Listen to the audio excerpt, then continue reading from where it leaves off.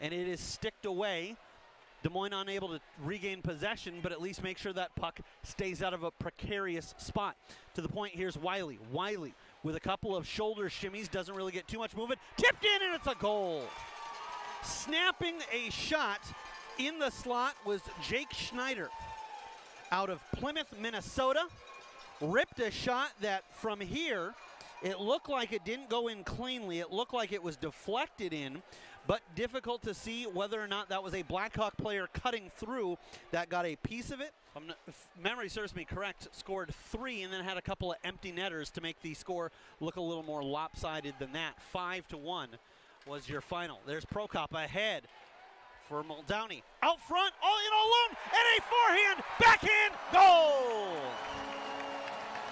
Making it look easy is John Prokop. He was just unaccounted for, streaking right down the middle, and he had time and space. Brought it over on his forehand side, and Crotto had no option but to completely sell out and bite, and that left a yawning net that, quite honestly, I could have put that one in. It was such a nice move that he had an entire 4x6 and said, I don't even need to bother lifting it. He's a Canadian from Kirkland, Quebec. Stolen back in tight angle and denied. A big toe save by the netminder Keppel.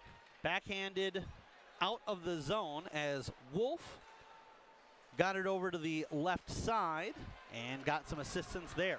Buccaneers coming across the line. Musarov with Davey, leaves a rebound! And I think Crotto got a piece of that Musarov attempt to bury the rebound.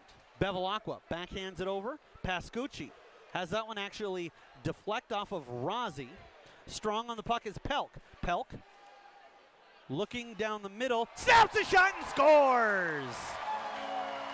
Connor Pelk beats the netminder up over the left shoulder.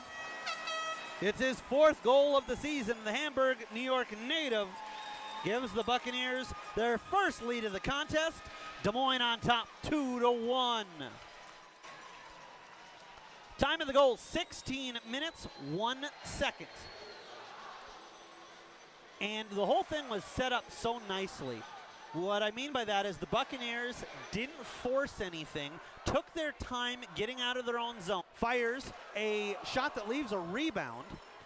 Right pad save kicked out by Crotto.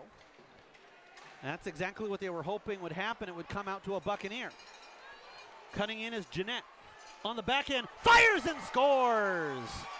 Goes up and over the left shoulder of Remington Keppel. Jacob Jeanette out of Duluth, Minnesota with his 8th goal of the season.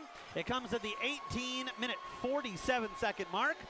And early on in the contest, the teams trading offensive looks, trading goals, takes the puck, and with a couple efforts, get it down low to Stenberg. Good to see Stenberg back out there, and they want to see if they can't maybe get him a power play goal himself. Here's out front, denied as Tinling set it up for him. Muldowney.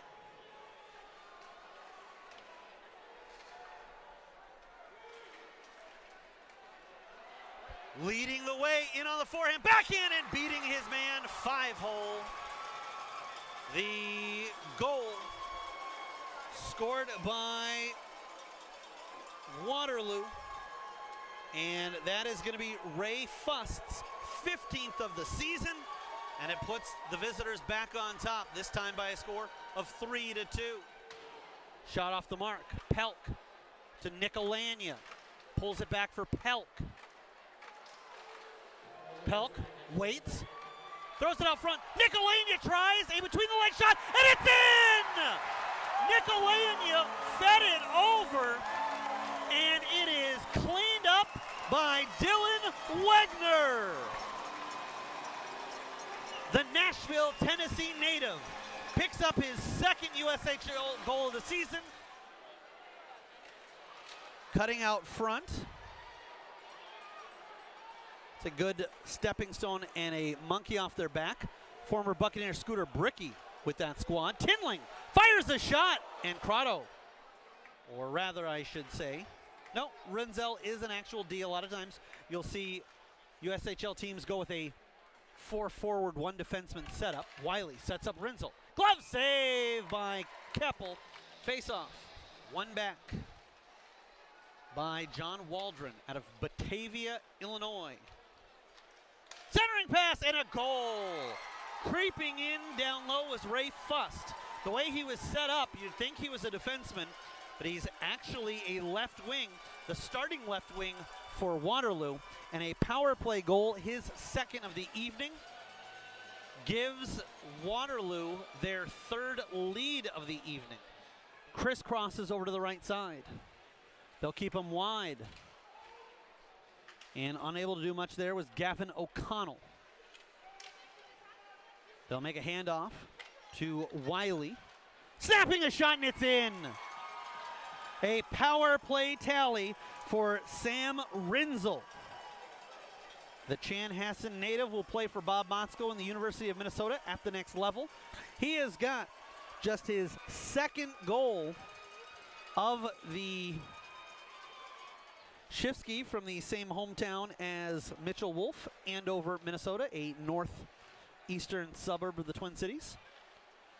Also where Killian Keeker Olsen is from. There's one off the inside of the post and somehow kept out. Covered up by Keppel. Down into the offensive zone, looking for a tip from Wagner. He's already got one in the game. Pelk with a shot, and then Nikolajanya also with an opportunity, and had Davey on the backside. There's a fan. Here's Davey. Back over for Tinling, and it won't settle for him.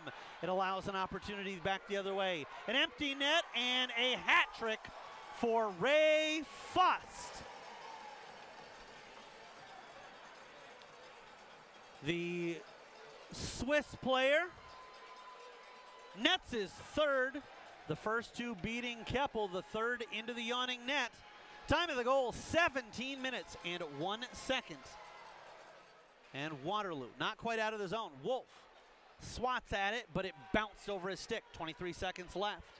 Backhand centering pass, and Keppel had it in his pads and wasn't 100% sure. Checked over the shoulder.